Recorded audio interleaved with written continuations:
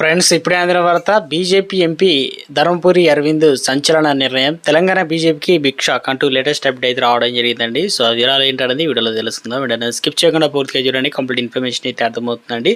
మీలో ఇంకెవరైనా సరే మన ఛానల్ సబ్స్క్రైబ్ చేయకుండా వస్తున్నట్లయితే వెంటనే మన ఛానల్ సబ్స్క్రైబ్ చేసుకోండి. చూస్తున్నారు కానీ లైక్ చేయడం మర్చిపోతున్నారు. దయచేసి లైక్ చేయండి. లేట్ చేయకుండా ఇట్లాగైతే వెళ్ళిపోదామండి. నిజామాబాద్ బీజేపీ ఎంపీ ధర్మపురి అరవింద్ సంచలన ప్రకటన చేశారు. వ్యక్తిగత కారణాలతో ఈరోజు జరిగేటువంటి రాష్ట్ర పార్టీ కార్యక్రమాలకు తాను హాజరు కావడం లేదని ప్రకటించారు.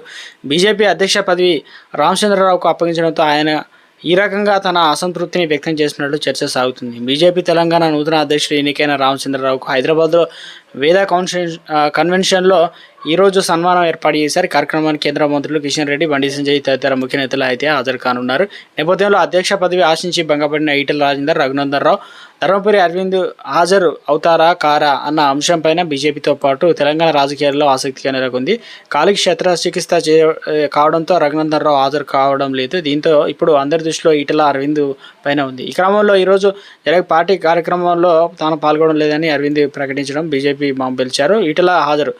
నేనంతా మీడియాకు దూరంగా ఉన్న ఈటెల రాజేందర్ నేడు రామచంద్ర ప్రమాణ స్వీకారానికి హాజరు కావాలని నిర్ణయించినట్టు తెలుస్తుంది. ఇక అయితే ఆయన ఇప్పుడు ఏం మాట్లాడతారన్న అంశంపై ఉత్కంఠ నెలకొంది. బీజేపీ అధ్యక్ష పదవిపై పుట్టాడు ఆశలు పెట్టుకున్న ఈటెల ఇప్పుడు పదవి దక్కకపోవడంతో తీవ్ర నిరాశకు గురయ్యారన్న ప్రచారం సాగుతుంది. రాజాసింగ్ రాజీనామా. తెలంగాణ బీజేపీ అధ్యక్షుడు రామచంద్రరావు పేరును ఖరారు కొన్ని గంటల్లోనే పార్టీకి సీనియర్ ఎమ్మెల్యేలు రాజాసింగ్ రాజీనామా చేశారు.